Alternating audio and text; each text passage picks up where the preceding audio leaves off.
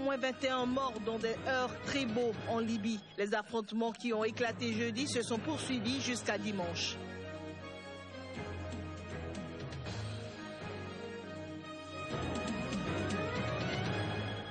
Au Maroc, toujours pas de nouveau gouvernement. Statu quo depuis les législatives qui se sont tenues il y a 6 semaines.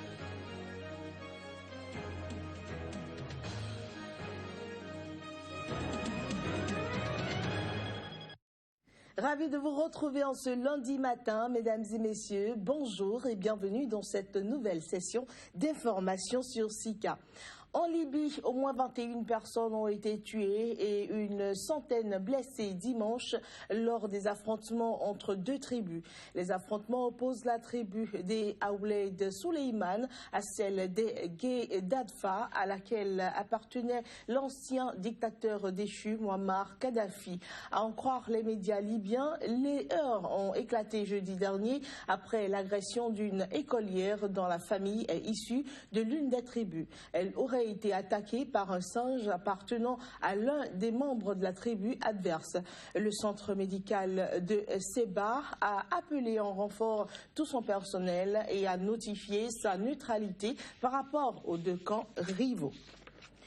Au Maroc, il faut dire que le Premier ministre islamiste Abdellia Ben Kiran n'est toujours pas parvenu à former une coalition gouvernementale, et ce 6 semaines après sa victoire aux élections législatives. Il s'agit là d'une situation politico-médiatique qui pourrait bientôt tourner à une crise politique. Plus de précisions à travers ce reportage. Après la victoire de sa formation, le parti Justice et Développement PJD, Abdelila Ben Kiran avait été reconduit par le roi Mohamed VI à la tête du gouvernement de coalition qu'il dirige depuis 5 ans. Il mène depuis 6 semaines d'intenses tractations avec les partis représentés au Parlement, à l'exception notable de ses rivaux du parti Authenticité et Modernité PAM, arrivé en 2e position au scrutin. Mais il n'a toujours pas réussi à rassembler les 198 sièges minimum, à même de lui assurer un vote de confiance au Parlement, où son parti a décroché 125 députés. Abdelila Ben Kiran n'arrive pas à trouver un arrangement avec le milliardaire et ministre sortant de l'Agriculture Aziza Kanouche, porté après les législatives à la tête du Rassemblement national des indépendants RNI, un parti libéral surtout composé de notables et de technocrates. Avec la coalition du trio PJD, Istiklal et PPS, il manque encore à Ben Kiran une quinzaine de sièges pour atteindre une majorité. Pendant ce temps, Akanouche se retrouve de facto en position de faiseur incontournable de majorité. Après plusieurs rencontres, les négociations semblent bloquées et tournent au bras de fer entre les deux hommes. Le Maroc traverse ainsi une situation politique inédite où tous les scénarios sont envisageables, même celle d'une crise politique. Et pour cause, la constitution marocaine n'a prévu aucune solution dans ce cas de figure. Les Maliens se sont rendus aux urnes dimanche pour élire leurs autorités communales. Le scrutin a été marqué par des problèmes d'organisation dans certains bureaux de vote de Bamako. Alima Bentouré, notre correspondante, nous en dit plus. C'est à 8 heures que les bureaux étaient censés être ouverts sur l'ensemble du territoire national à l'occasion des élections communales de ce dimanche 20 novembre. Mais on pouvait constater qu'à 9 heures encore, dans certains centres de vote du district de Bamako, tout n'était pas fin prêt pour le démarrage des opérations de vote. Depuis 8 heures, on est ici. Il n'y a pas de président de bureau, il n'y a pas d'assesseur ici, quoi. Donc, c'est pas même organisé, quoi. Avec ma carte d'identité et mon récépissé, ils n'ont pas voulu que je vote. Plusieurs problèmes d'organisation se posent, parmi lesquels l'existence des bureaux fictifs dans certains centres, des électeurs qui n'arrivent pas à retrouver leur nom sur les listes, l'absence de président et d'assesseurs dans certains bureaux de vote. Il y a 2 bureaux fictifs au centre Mamadou Diarra. On nous a dit qu'il y a 35 bureaux. Mais on a vu 36 et 37. Et puis dans les 36-37, il y a des votes, il y a le nom des votants, 500 par bureau. Mais il n'y a pas d'urne dedans, il n'y a ni président de bureau, il n'y a ni délégué, il n'y a ni assesseur. Le président de la République, Ibrahim Boubacar Keïta, a accompli son devoir civique vers le coup de 10 heures. Le président malien a exprimé toute l'importance de ces communales pour le pays. À 4 reprises, nous avons reporté ces élections communales pour les rendre les plus inclusives possibles. Il n'y avait rien d'autre derrière. Nous pensons que 4 fois ça suffit. Maintenant, il faut y aller. Ces élections communales tant de fois reportées se déroulent ce dimanche dans un contexte d'insécurité qui s'est intensifié ces derniers jours sur l'ensemble du territoire. Hama Amadou, président du parti de l'opposition nigérienne, Modem Falumana, fait son retour sur la scène politique et le candidat à la présidentielle de 2016, l'opposant nigérien, a effectué une sortie officielle lors du 2e forum mondial de son parti et qui s'est tenu à Abidjan, la capitale ivoirienne. Abdoulaye Issa pour le reportage. Suite à certaines informations faisant état de son indisponibilité à diriger le parti de l'opposition Modem Falumana, le président du dit parti Hama Amadou, suite à l'invitation de la diaspora de ce grand parti qui continue de voir le nombre des adhérents s'accroître, a répondu favorablement au grand forum de la diaspora qui s'est tenu à Abidjan, la capitale ivoirienne. Hama Amadou, vêtu de tout blanc et confiant, était bel et bien présent au dit forum mondial de la diaspora Modem Falumana sous la coordination du sieur Soumane Akouba. Personne ne s'attendait à un tel retour. Et oui, Hama Amadou est arrivé au 2e forum mondial de ce grand parti. Notre prière, c'est de sortir le Niger de cette situation qui, ma foi, n'arrange personne. Les pays voisins, les bailleurs de fonds et même le petit commerçant qui est à Niamey, Maradi, Tawa, etc. Pour sa part, le député Soumana Sanda, porter une chemise d'opposant au Niger n'est pas chose aisée. Malgré la nouvelle forme de gouvernance au Niger, qui fait de l'adversaire politique l'ennemi, il faut traquer, persécuter, investiguer et neutraliser. Le Niger a besoin de paix et surtout chaque Nigérien aspire au bonheur. Tel est le message du président de ce parti, Hama Amadou, à ses militants venus des 4 coins du monde. Chacun de nous a une mission, celle de faire de ce forum un creuset de réflexion et non de violence ou de vengeance. La diaspora, nous aurons besoin de vous pour faire avancer le Niger et l'une ne sera de trop. L'heure est grave et le parti devra tenir pour cette traversée. Je me porte bien et je porte tous les Nigériens dans mon cœur. Plusieurs messages de soutien ont marqué cette rencontre d'Abidjan, dont entre autres les messages des partis de l'opposition à qui Hama Amadou a promis revenir au Niger incessamment.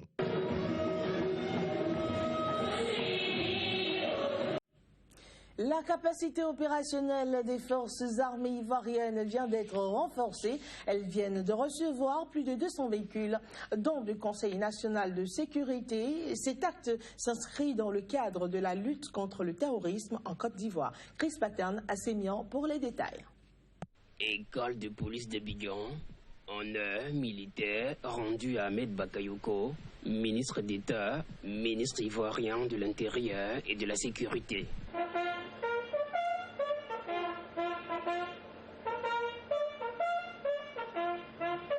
Le bruit des trompettes se succède à celui des klaxons.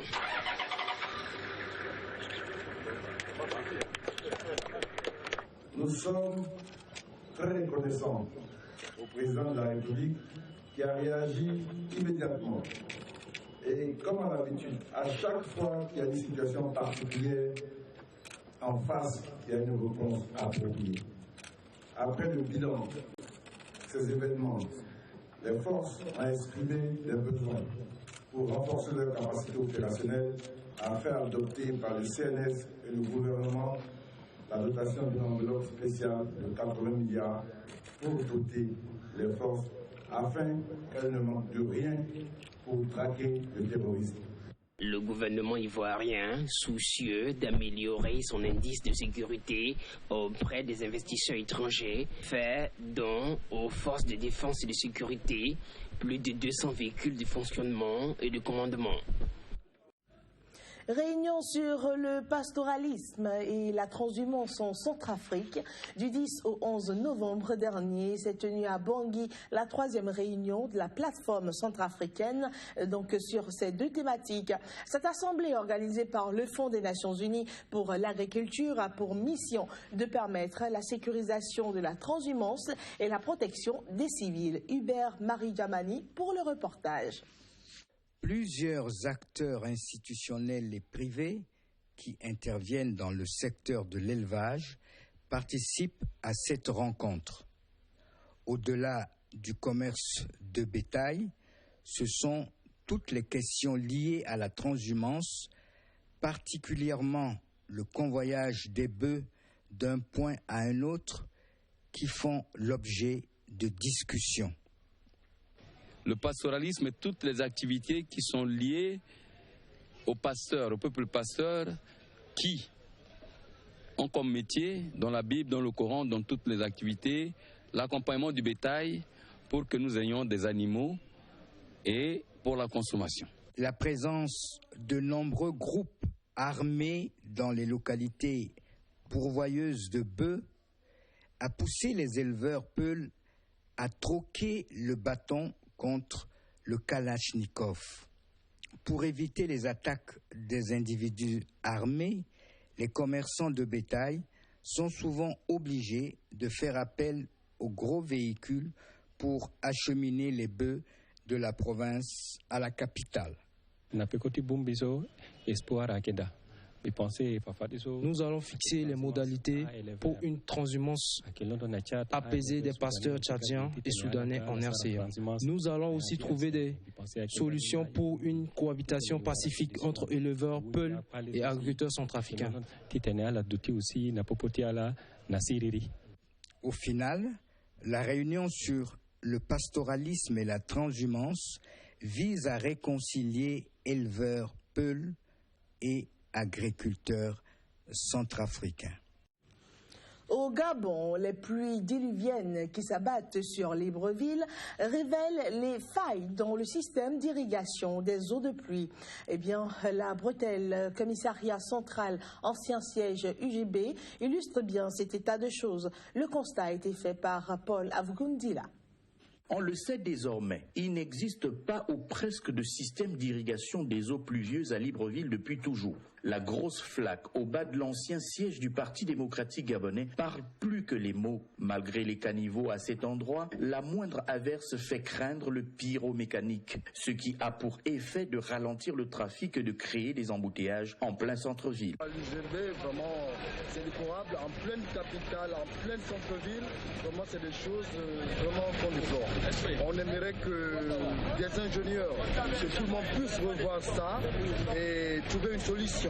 La flaque de l'UGB, comme on l'appelle désormais, est symptomatique du malaise des voiries de la capitale gabonaise. Le pire a été évité récemment à Ngondje. Les inondations qui ont fait de nombreux sans-abri seraient la conséquence de l'incivisme des populations. Seulement, se pose toujours le problème du curage de ces caniveaux qui se fait au bonheur la chance. La commune de Libreville se dispute toujours le leadership technique et financier de cette question avec le ministère de l'Urbanisme depuis toujours. Une guéguerre toujours ressassée à chaque sinistre. En attendant, les usagers sont dans la gadoue tant que cette situation n'est pas éclaircie. Et en attendant, nous prenons congé de vous, mesdames et messieurs, tout en vous disant merci pour votre aimable